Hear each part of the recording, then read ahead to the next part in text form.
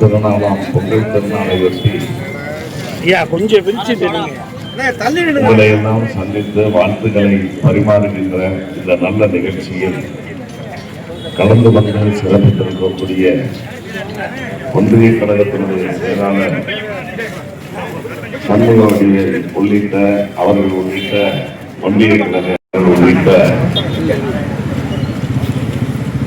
நகர்கழக வட்டக்கழகத்தினுடைய நிர்வாகிகளே, கோகிலா ராணி ஊராட்சி மன்றத்தினுடைய நிர்வாகிகளே, வார்டு உறுப்பினர்களே, ஒட்டுமொத்தமாக இந்த நல்ல நிகழ்ச்சியில் கலந்து கொண்டு வாழ்த்துக்களை பரிமாறிக்கொண்டிருக்கின்ற அன்பு சகோதர சகோதரிகளே, உங்கள் அனைவருக்கும் என்னுடைய அன்பான வணக்கங்களை நான் உரித்தாக்கிக் கொள்கிறேன். திராவிட முன்னேற்ற கழகத்தின் சார்பில் இந்த இயக்கம் தொடங்கி காலம் தொட்டு பேரறிஞர் அண்ணா அவர்கள் தந்த இருவண்ண கொடியினை தமிழர் திருநாளாம் பொங்கல் திருநாளை முன்னிட்டு புதிய கொடிக்கம்பங்களை நாட்டி கொடிகளை ஏற்றுவதும், அதே போல ஏற்கனவே இருக்கக்கூடிய கொடிக்கம்பங்களில் புதிய கொடிகளை ஏற்றியும் திராவிட முன்னேற்ற கழகத்தினுடைய கொள்கைகளை இந்த நாட்டு மக்களிடத்திலே எடுத்து செல்லி அதை ஒரு விழாவாக கொண்டாடுகின்ற பழக்கத்தை தொடர்ந்து நாம் பெற்றிருக்கிறோம். அந்த அடிப்படையிலே தான் திருப்பத்தூர் தொகுதியின் தலைநகரமான இந்த திருப்பத்தூர்ல ஆண்டுதோறும் ஒரு 4-7 இடங்களில் தெருவோரங்களில் இருக்கக்கூடிய கொடிக்கம்பங்களில் புதிய கொடிகளை ஏற்றி வாழ்த்துக்களையும் அன்றைய அரசியல் சூழ்நிலைகளுக்கு ஏற்றவாறு சில கருத்துக்களையும் பரிமாறிக்கொண்டிருக்கிறோம். அந்த வகையில் இப்பொழுது இடையிலே நீதிமன்றத்தினுடைய உயர்நீதிமன்றத்தினுடைய தீர்ப்புகள் தெருவோரங்களில் இருக்கக்கூடிய கொடிக்கம்பங்கள் அகற்றப்பட வேண்டும் என்று அறிவித்த காரணத்தால், ஒருவேளை நாம கொடியேற்றணும்னா அது நீதிமன்ற அவமதிப்புக்கு உள்ளாகிவிடும் என்ற காரணத்தால் ஏற்கனவே நடைமுறையில் இருந்த பழக்கத்தை நாம் மாற்றிவிடக் கூடாது என்பதற்காகவும் ஏதாவது ஒரு சில இடங்களிலாவது நாம் பொங்கல் வாழ்த்துக்களை பரிமாறுகின்ற அந்த நல்ல நிகழ்ச்சியை ஏற்பாடு செய்திட வேண்டும் என்று நம்முடைய நிர்வாகிகளிடத்தில் நான் தெரிந்து கொண்டேன்.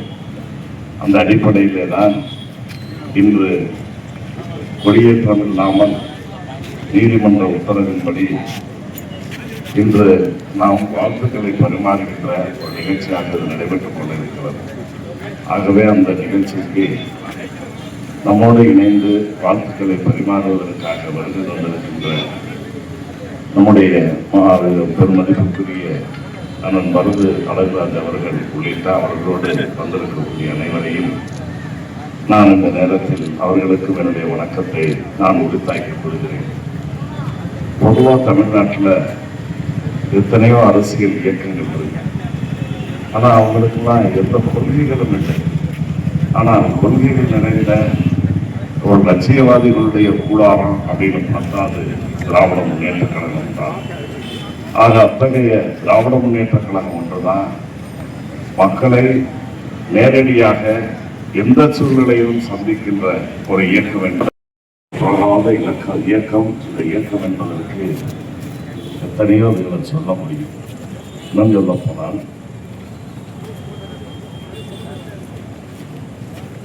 போனால் கடந்த பல காலகட்டங்களில் கொள்கைக்காக இன்றைக்கு கொள்கைகளை எல்லாம் ஒதுக்கி வைத்துவிட்டு ஆட்சிக்காக கட்சி நடத்துகின்ற இயக்கங்கள் நடத்துகின்ற அரசியல்வாதிகள் மத்தியில் கொள்கை ஒன்று திராவிட முன்னேற்ற கழகத்தின் லட்சியம், அதை நிறைவேற்றுவதே எங்களுடைய சத்திய பிரமாணம் என்று இருமுறை ஆட்சியை இழந்த இயக்கம்தான் திராவிட முன்னேற்ற கழகம். ஆகையே கொள்கையில் எந்த வகையான சமரசமும் இல்லாமல் 75 ஆண்டுகளுக்கு முன்னர் பேரறிஞர் அண்ணா அவர்கள் எப்படி இந்த இயக்கத்தை தொடங்கிய போது கொள்கைகளை வகுத்து வழிமுறைப்படுத்தி இந்த இயக்கத்தை வழிநடத்தி சென்றாரோ அதை போலதான் இன்று வரை இந்த இயக்கம் அந்த கொள்கையிலிருந்து புறமாமல் இருக்கிறது. அதற்காக 2 முறை, ஒரு முறை நீங்கள் பார்த்தீங்கன்னா ஈழத் தமிழர்களுக்கு நம்முடைய தொப்புள்கொடி உறவுகளுக்கு உதவி செய்கிறார்கள் என்ற அடிப்படையில் திராவிட முன்னேற்ற கழக ஆட்சியை அன்றைக்கு 2 ஆண்டுகளில் கிடைத்தார்கள். இந்த மாதிரி மற்றொரு முறை நெருக்கடிகளை அமல்படுத்த ஏற்பட்ட நேரத்தில் அப்பொழுதும் இந்த ஆட்சி ஜனநாயகத்தை காப்பதற்காக நம்முடைய திராவிட முன்னேற்ற கழகத்தின் சார்பில் தலைவர் கலைஞர் அவர்கள் இந்தியாவில் இருக்கக்கூடிய அரசியல் கட்சிகளுடைய தலைவர்கள் அனைவரும் மௌனமித்த நேரத்தில் தென்னிந்தியாவிலிருந்து தமிழகத்தில் உறக்க அளவிற்காக எதிர்குரல் கொடுத்த ஜனநாயகத்தை காக்கக்கூடிய ஒருவராகத்தான் நம்முடைய கலைஞர் அவர்கள் விளங்கினார்கள். அப்பொழுதும் அந்த ஆட்சி கலைக்கப்பட்டது. ஆக கொள்கையோடு இருக்கின்ற இயக்கமான திராவிட முன்னேற்ற கழகம் ஒரு நீளம் கொள்கையற்ற கூடாரமாக தங்களை பாதுகாத்துக் கொண்டு தங்களுடைய மாநிலத்தினுடைய உரிமைகளை எல்லாம் பறிவிட போனாலும் பரவாயில்லை என்று அந்த பொது நலனை கருதாத ஒரு கூடாரம் எதிரணியில் இருக்கிறது என்பதையும், குறிப்பாக திராவிட முன்னேற்ற கழகம் திராவிட இயக்கங்கள் என்றால் அதற்கென்று சில கொள்கைகள் உண்டு. அந்த கொள்கைகளுக்கு எதிர்மாறான பாரதிய ஜனதாவுடைய கொத்தடிமைகளாக எம்ஜிஆர் அவர்களால் தொடங்கப்பட்டு அம்மையார் ஜெயலலிதா அவர்களால் வழிநடத்தப்பட்ட அந்த இயக்கம் அவர்களுடைய காலத்திலே கூட வாணிக உரிமைகளில் அவர்கள் எந்த விதமான சமரசமும் செய்ததில்லை. அந்த உரிமைகளை காப்பதில் உறுதியாக விடாப்பிடியாக இருந்தார்கள். ஆனால் எம்ஜிஆருடைய மறைவுக்கு பிறகு அம்மையார் ஜெயலலிதா அவர்களும் அவருடைய மறைவுக்கு பிறகு ஆட்சிக்கு வந்த பழனிசாமி தன்னுடைய அதிகாரத்தை தக்க வைத்துக் கொள்ள வேண்டும் என்பதற்காக நம்முடைய தமிழ்நாட்டின் உரிமைகளை எல்லாம் அடமான வைத்துவிட்டு ஆட்சியை செய்து அந்த இடைப்பட்ட காலத்தில் சேர்ந்த சொத்துக்களை ஊழல் பணங்களிலும் தங்களை காப்பாற்றிக் கொள்வதற்காக இன்றைக்கு பாரதிய ஜனதாவுக்கு கொத்தடிமை சாசனம் இணைத்திருக்கிறார். ஆகவே அப்படிப்பட்ட அந்த கொத்தடிமை நடவடிக்கைகளை பிடிக்காத பலர் இன்றைக்கு இந்த இயக்கத்தில் இருந்து தங்களை விடுவித்து சென்று கொண்டிருக்கின்றதை நீங்கள் பார்ப்பீர்கள். நம்முடைய அண்ணன் மருத அழகராஜ் அவர்கள் கூட அந்த கொள்கையில் அவர் தன்னை மாற்றிக்கொண்ட காரணத்தாலே தான் இன்றைக்கு அதிலிருந்து அண்ணன் அழகராஜ் அவர்களை போன்று பலர் இன்றைக்கு அந்த இயக்கத்தில் வெளியேறி இருக்கிறார்கள். ஒரு பலவீனப்பட்ட ஒரு இயக்கமாக இன்றைக்கு அதிமுகவை ஆக்கிய பெருமைக்குரியவர் நம்முடைய எடப்பாடி பழனிசாமி அவர்கள். அதைத்தான் அண்ணன் அழகராஜ் அவர்கள் கூட பேசுகின்ற நேரத்தில் சொல்வார், அன்று ஒடிசாவுடைய முதல்வர் பிஜு பட்நாயக் போன்றவர்கள் எல்லாம் அதிமுகவை இணைக்கின்ற முயற்சியில் எம்ஜிஆர் அவர்களையும் கலைஞரையும் இணைக்கின்ற அந்த முயற்சியில் ஈடுபட்டார்கள். ஓரளவு நெருங்கி வந்துச்சு, அப்புறம் அது நிறைவேறாமல் போயிடுச்சு. ஆனால் இன்றைக்கு திமுகவையும் அதிமுகவையும் இணைக்கின்ற அந்த காரியத்தை பழனிசாமியை செய்து வருகிறார் என்று அவருக்கே உரித்தான பாணியில் சொன்னார். ஆக அப்படி இன்றைக்கு திராவிட முன்னேற்ற கழகம் கொள்கையில் உறுதியாக இருப்பது மட்டுமல்லாமல் இயக்கமும் இன்றைக்கு ஏராளமான செல்வாக்கு பெற்ற ஒரு இயக்கமாக இருக்கிறது என்பதை இந்த நல்ல நேரத்தில் எடுத்துச் சொல்லி, அத்தகைய திராவிட முன்னேற்ற கழகத்தின் கொள்கைகளோடு ஒத்த கருத்துடைய தோழமை கட்சிகளும் தொடர்ந்து 10 ஆண்டுகளுக்கு மேலாக ஒரு 3-4 தேர்தலை தொடர்ந்து இந்த கூட்டணி சந்திக்கின்ற அளவிற்கு தமிழ்நாட்டு அரசியல் இயக்கங்களோடு ஒத்த கருத்துள்ளவர்களையும் அரவணைத்து செல்கின்ற ஒரு முதலமைச்சராக, கட்சியின் தலைவராக நம்முடைய மாண்புமிகு முதலமைச்சர் தளபதி அவர்கள் விலகி வருகிறார்கள். அத்தகைய முதலமைச்சர் அவர்களுடைய இந்த நல்லாட்சியில் பல்வேறு திட்டங்கள் அறிவிக்கப்பட்டு அவை சிறப்பாக செயல்படுத்தப்பட்டு வருகிறது. அந்த வகையிலே தமிழகம் ஒட்டுமொத்த தமிழ் சமுதாயமும் இன்றைக்கு மகிழ்ச்சியாக இருக்கிறது.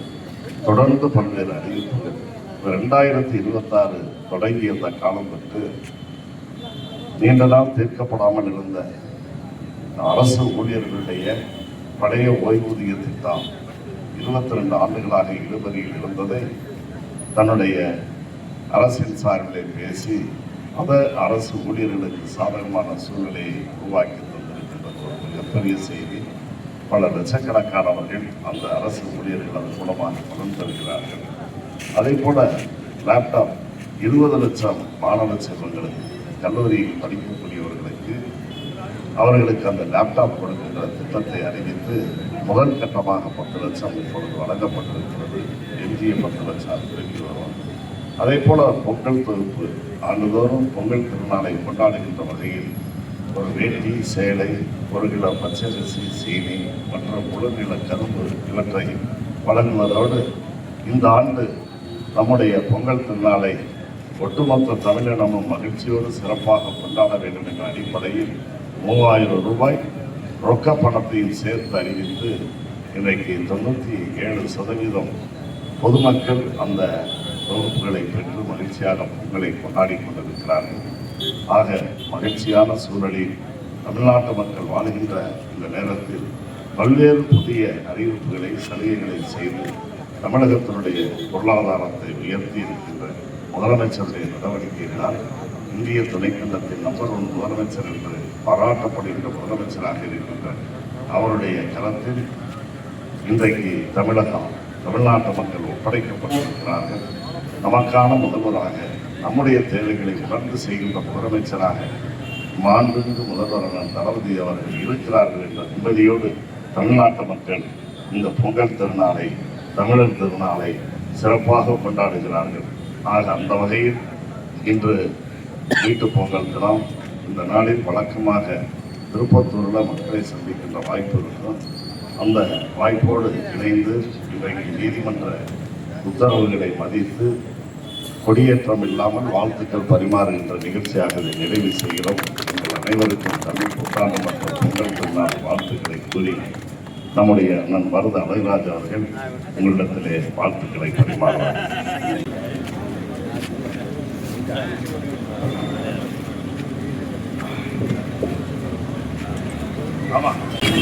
பாசத்துக்குரிய சகோதரிகளை, உங்கள் அனைவருக்கும் எனது இனிய பொங்கல் நல்வாழ்த்துக்களை தெரிவித்துக் கொண்டு இந்த வாழை பொழுதில் உங்கள் அனைவருக்கும் பொங்கல் வாழ்த்துக்களை தெரிவித்து மகிழ்ச்சியை பகிர்ந்து கொள்ளக்கூடிய சந்தர்ப்பத்தை தந்தமைக்காக நமது மாவட்ட கழகத்தினுடைய செயலாளரும் கூட்டுறவுத்துறையுடைய அமைச்சரும் திருப்பத்தூர் சட்டமன்ற தொகுதியுடைய செல்ல பிள்ளைவாகிய அருமையண்ணன் திரு KRP அவர்களுக்கு நன்றியை தெரிவித்துக் கொள்கிறேன். பொங்கல் என்று சொன்னாலே அது நன்றி தெரிவிக்கின்ற நாள். சிலுவையில் அறையப்பட்ட இயேசு கிறிஸ்து 3வது நாளில் உயிர் தெழுந்ததை கொண்டாடுவது கிறிஸ்துமஸ். குர்ஆனை நபிகள் நாயகத்திற்கு போதித்த இஸ்லாத்தினுடைய 9வது மாதம் என்று சொல்லக்கூடிய அந்த 9வது மாதத்தில் நோன்பிருந்து குர்ஆன் போதிக்கப்பட்ட நாளை கொண்டாடுவது ரமலான் என்று சொல்லக்கூடிய ரம்ஜான். அதுபோல பொங்கல் என்று சொன்னால் அது நம்மோடு சேர்ந்து உழைத்த காளைகளுக்கும் எருதுகளுக்கும் நன்றி சொல்லி உலகத்தை உய்விக்கிற சூரியனை வணங்கக்கூடிய நாள் தான் தை பொங்கல் என்று கொண்டாடப்படுகிற தமிழ் புத்தாண்டு. தமிழனுடைய இயல்பு என்பது அது ஆயுதங்களானாலும் அருவாமனை ஆனாலும் அதற்கும் நன்றி சொல்லக்கூடிய ஆயுத பூஜையை கொண்டாடக்கூடிய இனம்தான் இந்த தமிழ் சமூகம். நன்றி சொல்வது உயிர்களுக்கு மட்டுமல்ல, அகிரணை பொருள் என்று சொல்லக்கூடிய ஆயுதங்களுக்கு கூட நன்றி சொல்லக்கூடிய பாங்கு தமிழர்களாக பிறந்த நமக்கு உண்டு. அதனால்தான் ஆயுத பூஜை கொண்டாடுறோம். அதுபோல பொங்கல் என்று சொன்னால் அது நன்றி பெருக்கோடு நம்மோடு சேர்ந்து உழைத்த எருதுகளுக்கும் நம் வீட்டு மாடுகளுக்கு நாளைக்கு இன்றைக்கு இந்த உலகத்தை உய்விக்கிற உதய சூரியனை வணங்கக்கூடிய நாள் தான் இந்த பொங்கல் திருநாள். அதிலும் குறிப்பாக அண்ணன் அவர்கள் தமிழ்நாட்டுக்கு முதலமைச்சருடைய உத்தரவின் பேரிலே முழு நீள கரும்பை, புத்த அரிசியை, எறும்பூரும் வெள்ளத்தை அதோடு சேர்த்து 3000 பணத்தையும் கொடுத்து ஒரு இணையற்ற பொங்கலாக, இனிப்பான பொங்கலாக இந்த பொங்கலை மாற்றியிருக்கிறார். நன்றி என்று சொல்கிற போது இந்த தமிழ் சமூகம் திராவிட முன்னேற்ற கழகத்தினுடைய தலைவர், தமிழகத்தினுடைய முதலமைச்சர் அண்ணன் ஸ்டாலின் அவர்களுக்கு தமிழ் சமூகம் நன்றி கடன் பட்டிருக்கிறார். ஆட்சிக்கு வந்தவுடன் கொரோனா உதவியாக 4000 கொடுத்தார். அதற்கு பிறகு மகளிர் உரிமை தொகை என்று மாதம் 1000 கொடுத்தார். புதுமை பெண் என்று மாதம் 1000 கொடுக்கிறார். முதல்வன் திட்டத்திலே 1000 கொடுக்கிறார். இப்போது பொங்கல் பரிசாக 3000 கொடுக்கிறார். இப்படி 1000 அள்ளி கொடுக்கிற 1000-ல் ஒருவர் தான் நமது தமிழ்நாட்டினுடைய முதலமைச்சர் என்பதால் இந்த திராவிட முன்னேற்ற கழகத்தினுடைய ஆட்சிக்கு தமிழகத்தினுடைய மக்கள் நன்றி பெருக்கோடு நன்றியை நாக்கால் சொல்வதை விட தங்கள் வாக்கால் சொல்ல காத்திருக்கிறார்கள். அப்படிப்பட்ட ஒரு தலைப்பொங்கலாக 2026 ஒரு வெற்றி தோரணத்திற்கு தோரண வாயிலாக இந்த பொங்கல் அமைய போகிறது. அதற்கு திருப்பத்தூர் நமது வெற்றி நாயகர் அண்ணன் KRP அவர்களுக்கு 5வது முறையாக ஒரு பெரும் வெற்றியை தருவதற்கு நாமெல்லாம் சேர்ந்து உழைப்போம். தமிழகத்தினுடைய 7வது முறையாக திராவிட முன்னேற்ற கழகத்தின் ஆட்சி நல்ல ஆட்சி, இந்தியாவிலேயே சிறந்த மாநிலம் தமிழ்நாடு என்று மத்தியிலே தமிழ்நாட்டை மேலிருந்து பார்க்கக்கூடிய பாரதிய ஜனதா கட்சியினுடைய கட்டுப்பாட்டில் உள்ள இந்த புள்ளியியல் துறை என்று சொல்வார்கள், ஸ்டாட்டிஸ்டிக்கல் டிபார்ட்மெண்ட். அப்படிப்பட்ட புள்ளியியல் துறை அந்த கணக்கெடுத்து இந்தியாவிலேயே சிறந்த மாநிலம், வளர்ச்சிகளே முதன்மை மாநிலம் தமிழ்நாடு என்கின்ற இந்த பட்டத்தையும் பரிசையும் நாம கொடுக்கல, நரேந்திர மோடியின் அரசாங்கம் கொடுத்திருக்கிறது.